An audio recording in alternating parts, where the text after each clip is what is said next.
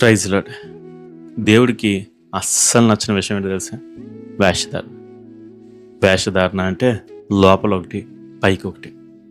మన లోపల బుద్ధి ఒకటి, మనం పైకి నటించేది వేరు. ఇదిగో మీరు ఎప్పుడైనా నిర్గమకాండం చదువుతూ ఉన్నప్పుడు అందులో ఒక మాట చూస్తారు, దేవుడు ఫరో హృదయాన్ని కఠినపరిచాడు అని చెప్పి.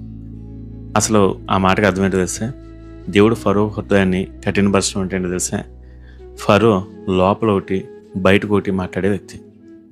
ఇది ఇశ్రాయేల్ తమ సమస్యలు చెప్పుకోవడానికి వచ్చిన ప్రతిసారి ఆ ఫరో ఇలా చెప్తూ ఉండేవాడంట, నేను దాన్ని తీసేస్తాను, నేను మిమ్మల్ని ఉద్ధరించేస్తాను, నేను మీకు ఇలా చేసేస్తాను, అలా చేసేస్తానని చెప్పి తన కపటపు మాటలనే చెప్పేవాడు, కానీ వాళ్ళకి పరిష్కారం ఇచ్చేవాడు.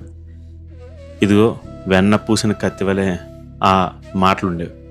అవి పొడుస్తూనే ఉండేవి, కానీ బయట చూస్తే మాత్రం అది వెన్నతో ఉండేది. అంటే ఆ మాటలకి కరిగిపోయలేదు. అందుని బట్టి దేవుడు ఫరో హృదయాన్ని కఠినపరిచాడు. అతను లోపల ఏముందో దాన్నే బయటికి చెప్పేలా చేశాడు. నేను పోనివ్వను అన్నాడు. మీరు తప్పించేసుకుంటారా అన్నాడు. మిమ్మల్ని నేను ఏదైనా చేసేయగలను అని చెప్పి గర్వంతో మాట్లాడేలా చేశాడు. దేవుడు ఫరో హృదయాన్ని బయట పెట్టాడు. ఎందుకంటే ఫరో గొప్ప వేషధారి. ఇదిగో దానికి అర్థం అదే. ఈరోజు మీరు వేషధారులుగా ఉన్నారా? దేవుడు చెప్తున్నాడు, నాకు వేషధారణ నచ్చుతామని చెప్పి. ఇదిగో వేషధారణ ఏదో రోజు భయపడిపోతుంది. ఈరోజు బహుశా మీరు దాన్ని కప్పిపెట్టచ్చు. ఈరోజు మీరు దాన్ని సింహంలో ధైర్యంగా ఎదుర్కొంటున్నట్టే కనిపించవచ్చు. కానీ లోపల మీరేంటో ఒకరోజు దేవుడు బయట పెడతాడు.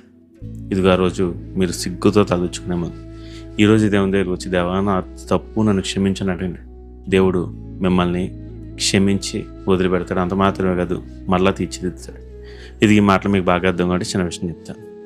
ఒకరోజు ఒక జూలో చాలా జంతువులు ఉంటాయి కదా, అందులో ఒక జంతువు చనిపోయిందండి. ఇదిగో చనిపోయింది ఏదో కాదు, ఒక గొర్రెల. అయితే ఆ జూ అక్కడున్న మొత్తంలోనే చాలా ఫేమస్. దాంట్లో చాలా జంతువులు ఉంటాయి.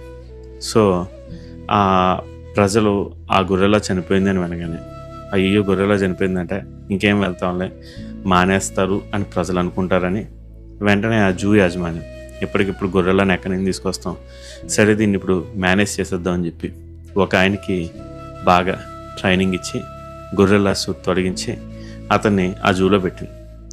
సో ఈ వ్యక్తి గొర్రెల యాక్షన్ చేస్తూ ఉన్నాడు.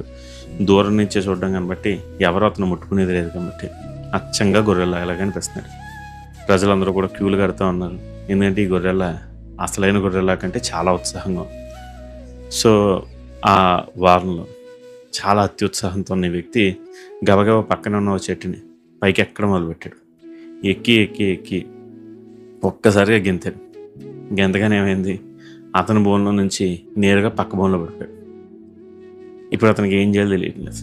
ఇదేంట్రా బాబు ఇలా కింద పడిపోయాను అని చెప్పి చుట్టూ చూసేసరికి పక్కనే కనిపించింది సింహం.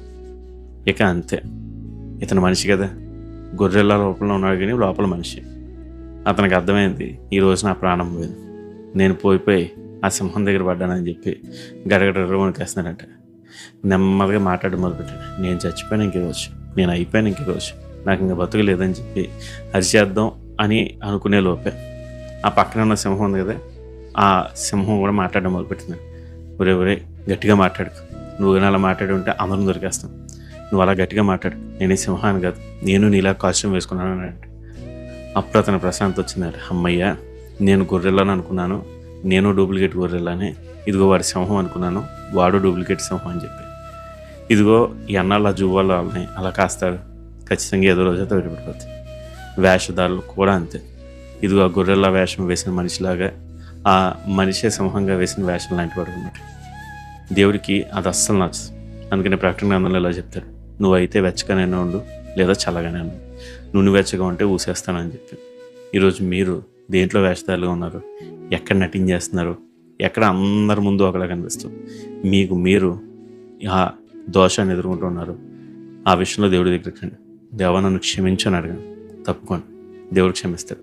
ఎందుకంటే వాక్యం సెలవిస్తుంది, మనం మన పాపాలను ఒప్పుకొని ఎట్లా ఆయన నమ్మదగిన వాడు నీతిమంతుడు కనుక మన సమస్త దుర్నీతి నుండి మనల్ని పవిత్రులుగా చేయను అని వాక్యం చెప్తుంది. మరి ఎందుకు ఈరోజు అలా చేయకూడదు? ఆలోచించండి. God bless you. Have a blessed day.